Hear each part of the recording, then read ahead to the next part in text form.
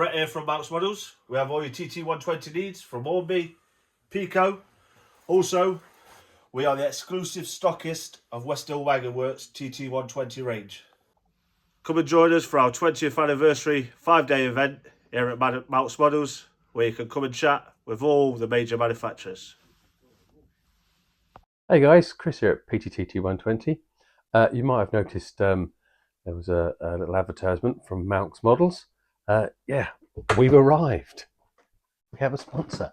Brett at M&L Models, cracking guy. They are now approved supplier of Hornby TT120. So although there's affiliate links down below in my video, you can also, if you want to support a traditional, I'll say almost traditional shop or retailer, then pop along to M&L Models. They've got everything you need. And also, of course, you can order online from them too. Right, on to the 2Fs. Now, I promised a little review of the 2Fs when we were doing the 50s. They all arrived at the same time, so but the 50s took precedence, obviously. Let's get into the review. Now, after the review, I'm going to try and answer some of the questions some people have asked me about what they should be running with, even though obviously you're going to see it running with a 50. And why and that kind of stuff, and have a conversation about the eras, which is slightly, possibly not quite right, maybe, on the Hornby's website. And I will have a little chat about my opinions of those era dates that they've set. Yeah, well, let's get into the review, shall we? Okay, see you on the other side. Traditional end of box. So that's the TT 4020, the TT 4021 and TT 4022. These are the Tourist, the First Class and the Brake Standard Open coach. A new addition, magnetic couplings. Excellent, we'll try those out. So here we go, let's start off with the First Class. Now, as usual, with what's coming out of Hornby at the moment in the TT120 range, the detail is superb. Everything's, my favourite word, crisp. Got lots of nice under detail on these, and of course we've got all the nice graphics on the windows and lots of added extras like the handrails. And here is the standard open. Again, handrails on the doors, and the door ends, they're beautiful. Lots of little extra bits and pieces. And here is the standard brake, which is a nice little addition to the end of your train. Perfect. I mean, they are just sublime, aren't they? Very smooth detail on the roof, obviously, because these are Mark IIs. They don't have the ridges of the Mark IIIs to make them stronger. Other reviewers might fill this piece with more words, but I don't really see the point. Now, these couplings, superbly detailed, and they've really got quite a strong pull, but there's a potential issue. They go both ways. Obviously, you can see that's at an angle. Well, that might cause some of the issues that people have been mentioning on Facebook about derailments. If you don't get them the right way around, they're not going to be straight.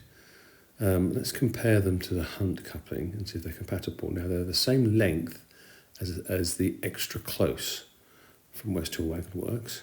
So we'll get one of those out of the packet and have a look. Now, I'll show you what I mean by the Hunt coupling. It only goes one way, so you can't put them together mistakenly. Okay, so fitting the Hunt couplings. Now, first of all, obviously you've got to pull these ones out, but they're quite delicate, so I'll suggest you support it with your thumb and then kind of push your nail forward a little bit so it's holding onto it, there you go, and then a gentle tug.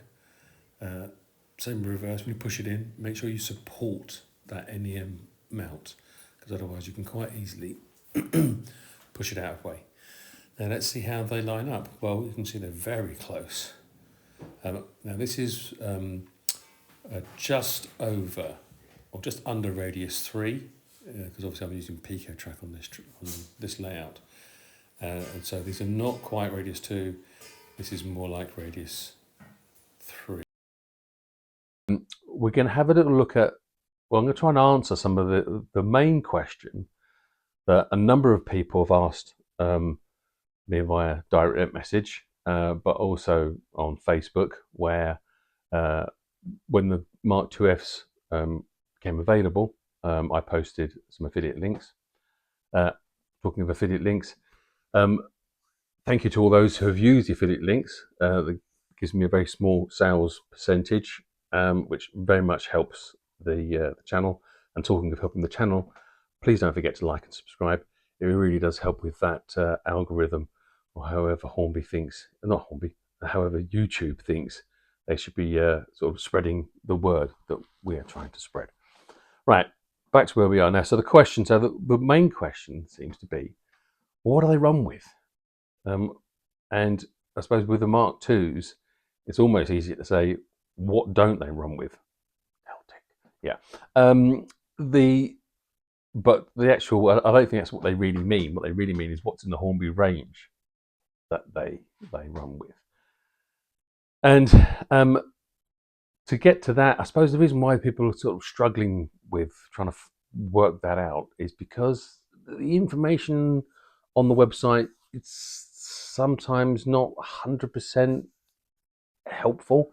And that's not to say that Hornby are getting it wrong. It's just that it could probably help with being clarified a little bit, and particularly the eras. Okay, so I thought we'd have a little quick, very, very quick brush over the eras, just to give you sort of a better understanding when you're deciding what stock to buy. And hands up to the people who know this stuff already.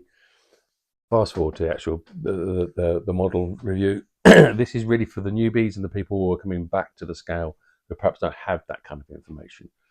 And if I get anything wrong, I also do apologise to the rivet counters. I am a passionate model maker. I'm not a real I'm not a real railways historian in any way, shape, or form. There are a lot more people out there with a lot more knowledge than me. It's not hard to find them. They're all over Facebook and YouTube. Right, and the internet.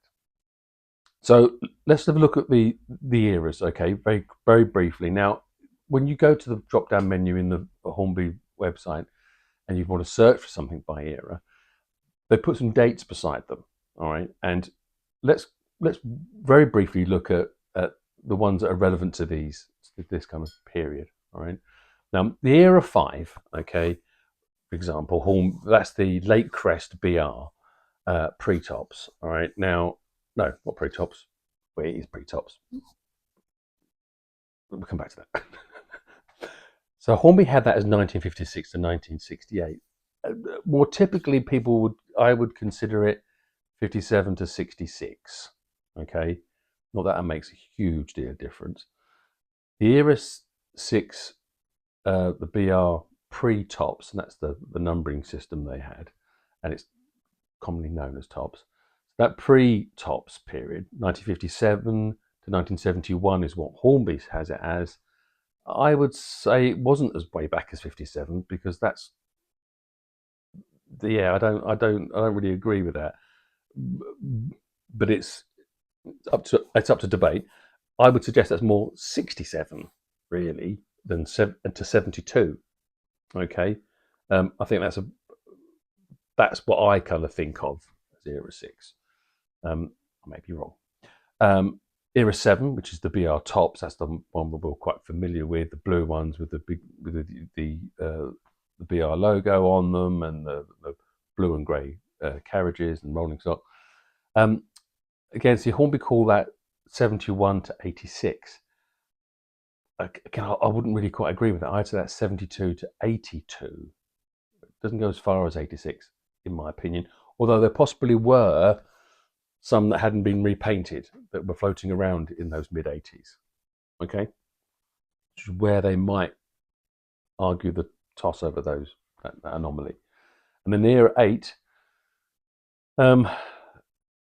Hornby call it, this is the sectorization period, Hornby call that 82 to 97. Now, I would argue that's probably a little bit tighter than that. 83 to 94 is what I'd be thinking.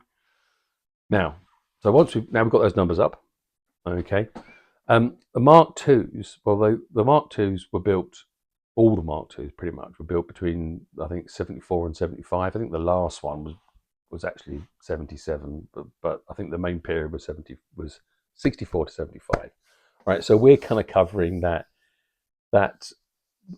era 6, era 7 when they were actually manufactured, but they were around for ages. They were a lot, and they rolled right up into almost the noughties, I think. And there's a number of them around in preservation because they were sort of an upgrade from the Mark 1, so they didn't rust along the bottom and around the doors and all that kind of, around the windows, more, that kind of stuff. So they were an improvement in that way. So I think some of them have been easier to restore, and that's why there's a number of them around. Now, and there's a bit of a swap over with the Mark IIIs when it comes to this version we're about to talk about, which is the Mark 2f. There's a bit of an overlap, all right? And a lot of the Mark 2fs had some of the details that would then appear on the Mark III, some of the interior fineries. Okay, I won't go through that list. It's interior detailings and the sliding doors and all that kind of stuff. Right. So now we've got that era thing, and you're thinking, well, actually, if they're made between era sort of 6 and 7, but these 2Fs era 8, well, okay, so what would be running with them? Well, the obvious thing is it's the Mark 50s, okay, that are also coming out at the same time, all right? From the Hornby range I'm talking about. I'm not talking about all the other locos that pulled these things, because there's plenty of them.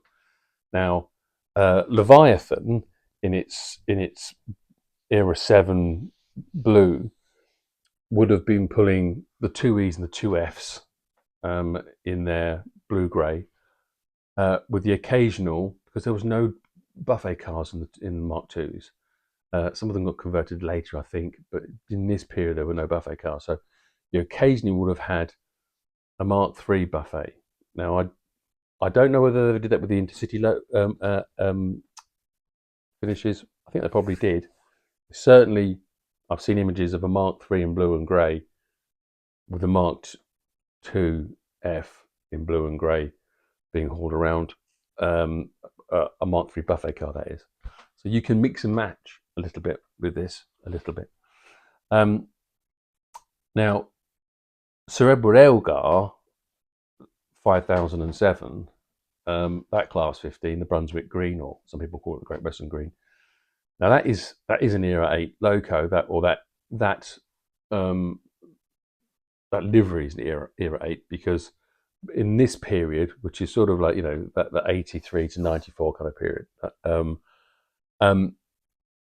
they were getting pushed out of the electrified areas, and so you had a lot of them go down to the southwest, and so that's why I think that got repainted in the Brunswick Green, which, like I said, kind of Great Western Green. Now, I'm pretty sure that did pull some Intercities, but I can't find an image of it doing that. All right. Me personally, the reason why I bought the Mark IIfs way back when they first, early doors, because got the cheaper price, got with the 15% discount, and I had some points. So why not? I'm hoping that they will produce, now what was the number of them again? 5031 hood, which, because none of the 50s ever had the Intercity Swallow outfit livery until much, much later, when a Preservation Society did up the hood in that fantastic livery. And Hornby, when they had one of their samples of the 50 back last year, August of last year, the company in China had painted it up as one. Maybe they'd only found an image of it, or maybe they were just testing out their liveries for the 2Fs in the Intercity logo livery. But it does look rather striking. Here's a picture of Hood. And she looked fantastic. And I quote Hornby from the train terminal blog of the 7th of August 2023. "We aren't producing this livery yet. Now, I'm hoping that they do bring out the 50 in the hood, the 5031 hood in that livery, because I think it looks stunning. If they never do, then maybe you have to look out for someone's selling off a 50 in a year or two's time on eBay and getting it at a half decent price and then doing a paint job with the help of Railtech with their fantastic graphics. So the simple and quick answer, which is not something we typically do on PTTT 120, is the Class 50s. And you could argue that I think it's reason it's not that much stretch of an imagination to use either Leviathan or Sir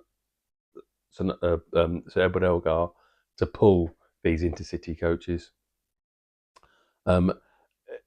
It wouldn't have typically been the blue and grey Leviathan doing that, but early doors it may have done before. I'm not quite sure if the 2Fs in the intercity came out in that livery before they repainted the Leviathan, but it's not that much of an imagination for that to have happened. And I certainly think that the Sir Edward Elgar in its Brunswick green would have pulled these. It's really quite a sight to see, I think. I might be wrong. I don't think there was a specific Great Western coach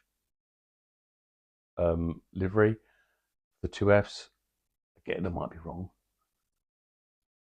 Will certainly tell me in the comments below if I am. But I shall be pulling these 2Fs with the 50s. Okay, that's my plan. That's what I'm sticking with.